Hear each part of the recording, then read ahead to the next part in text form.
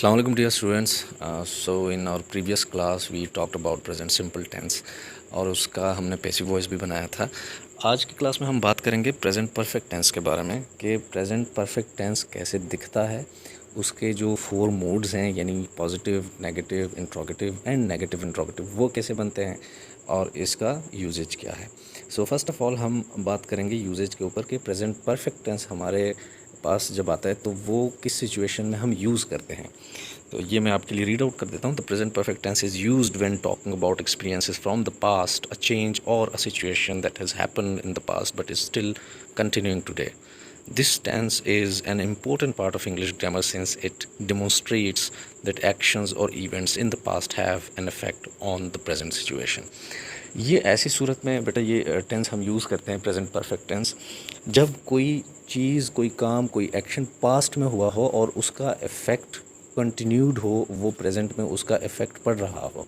पहली बात। दूसरी बात यह है कि इस टेंस में जो एक्शन बताया जाता है हमें उससे कोई ज़्यादा ख़ास लेना देना नहीं होता, बल्कि उसका जो इफ़ेक्ट होता है या उसका जो रिज़ल्ट होता है उससे हम ज़्यादा कंसर्न रहते हैं। तो ऐसी सिचुएशन में हम प्रेजेंट परफेक्ट टेंस यूज़ करते हैं जब पास्ट में कोई चीज़ कंप्लीट हो चुकी हो और उसका रिज़ल्ट प्रेजेंट में अभी तक वो हमारे पास आ रहा हो।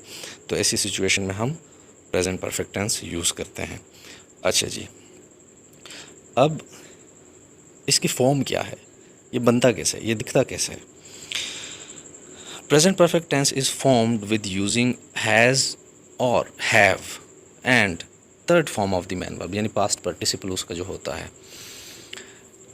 अच्छा, अब हैव कहाँ पे यूज़ करेंगे, हैज़ कहाँ पे यूज़ करेंगे, ये वही फिर फार्मूला है। अगर हमारे पास subject I, we, they, you या प्लूरल नाउन हो तो हम हैव यूज़ करते हैं और उसके बाद हम मेन वर्ब जो हमारे पास होता है उसकी थर्ड फॉर्म या पास्ट पार्टिसिपल यूज़ करते हैं।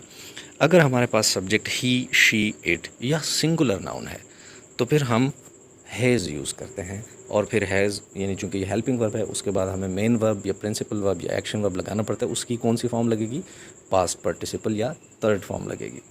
तो ये उसका फॉर्म। अब हम इसकी एग्जांपल्स देखते हैं ताकि हमें क्लियर हो जाए। अब पहला जुमला देखें, उसमें सब्जेक्ट है जो कि एक सिंगुलर नाउन है, मरियम। हमने ऊपर वाली स्लाइड में डिस्कस किया कि अगर ही, शी, इट या सिंगुलर नाउन हो तो उसके साथ हैज़ लगेगा। तो मरियम चूँकि इट्स अ सिंगुलर नाउन तो मरियम के साथ हैज़ और उसके बाद हमारे पास एक वर्ब है फिनिश।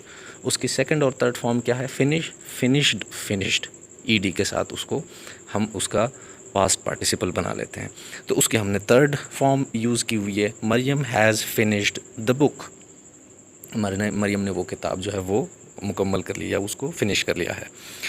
अब यहाँ पे फिनिश चूँकि एक ट्रांजिटिव वर्ब है, फिनिश करने के लिए हमें कोई ना कोई चीज़ चाहिए होती है कि हम उसको फिनिश करें, तो द बुक यहाँ पे क्या है, ऑब्जेक्ट है। अच्छा, दूसरा सेंटेंस देखें, I have written a poem. अब यहाँ पे सब्जेक्ट क्या है, आई है और ऊपर वाली स्लाइड में हमने डिस्कस किया कि जब subject I, we, they, you या प्लूरल नाउन हो तो फिर हम हैव लगाते हैं। अब देखें यहाँ पे हमने हैव लगा लिया, आई हैव। अब उसके बाद जो वर्ब है राइट, उसकी सेकंड फॉर्म रोट और उसकी थर्ड फॉर्म रिटन, तो हमने वो यूज़ किया हुआ है। अगेन रिटन क्या है, राइट क्या है, ये एक ट्रांजिटिव वर्ब है, लिखने के लिए हमें कुछ ना कुछ चाहिए कि हम वो लिखें, तो यहाँ पे पोएम क्या है, उसका ऑब्जेक्ट है।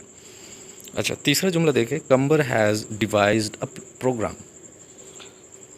कंबर ने एक प्रोग्राम बना लिया है, एक कंप्यूटर सॉफ्टवेयर या कुछ भी किसी तरह का वो बना चुका है। अब यहाँ पे कंबर again is a singular noun तो उसके साथ हैज़ लगेगा, डिवाइस, डिवाइज्ड, डिवाइज्ड। डिवाइस करना या बनाना चूँकि एक ऐसा काम है जो कि ट्रांजिटिव वर्ब है, उसके लिए हमें कोई ना कोई ऑब्जेक्ट चाहिए, तो यहाँ पे अ प्रोग्राम क्या है, इसका ऑब्जेक्ट है। अच्छा, फोर्थ सेंटेंस देखें, they have reached the top.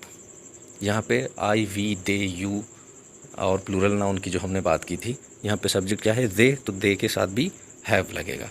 Again reach, reached, reached, ठीक है, थर्ड फॉर्म है।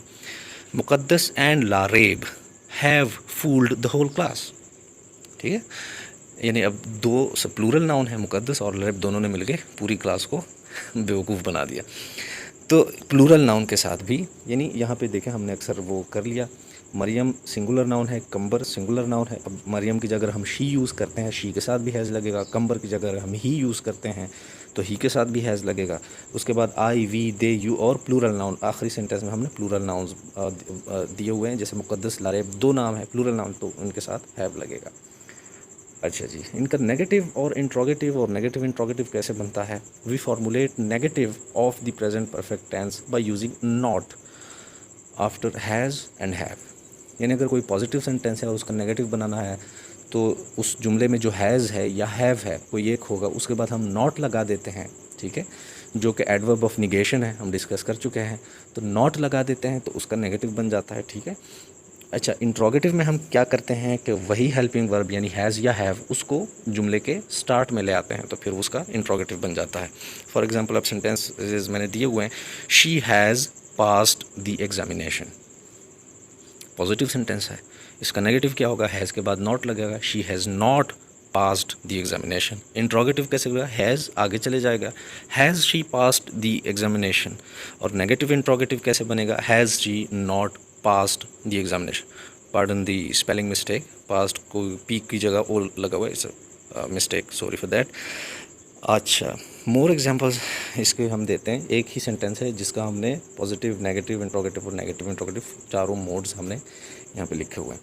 जैसे for example, he has topped the class, he has not topped the class, has he topped the class, has he not topped the class, ठीक है। तो ये उसके चारों मोड्स हैं। तो डियर स्टूडेंट्स, आज की क्लास में ये हमने डिस्कस किया कि प्रेजेंट परफेक्ट टेंस किस तरह दिखता है, उसको बनाते कैसे हैं, कहाँ पे यूज़ होता है, और उसके 4 मूड्स जो होते हैं यानी पॉजिटिव, नेगेटिव इंट्रोगेटिव और नेगेटिव इंट्रोगेटिव, वो कैसे बनाए जाते हैं। और अगली क्लास में हम इंशाल्लाह हम इस टेंस का पैसिव वॉइस बनाएंगे। तो सी यू इन नेक्स्ट क्लास इंशाल्लाह। अल्लाह हाफ़िज़, टेक केयर।